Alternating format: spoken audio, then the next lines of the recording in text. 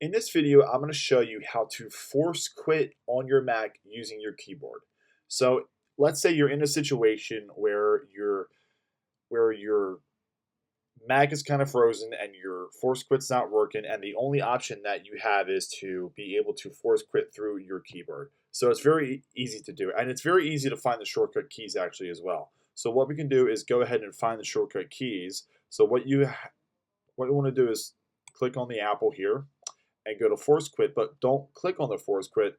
This is actually the hotkey preset for this anyway. So it's Option, Command, and Escape. So what you can do here is actually just click and hold Option, Command, and Escape on your keyboard, and your force quit applications window comes up very, very easy.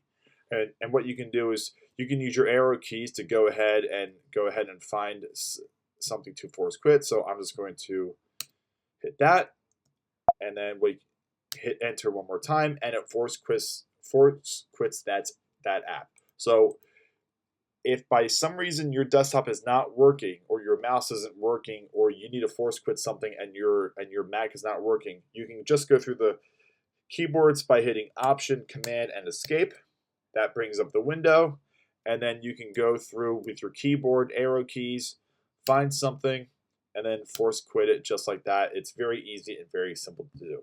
I hope this was helpful. Just in case the only option is your keyboard, you can still force quit your applications, and we'll see you in the next video.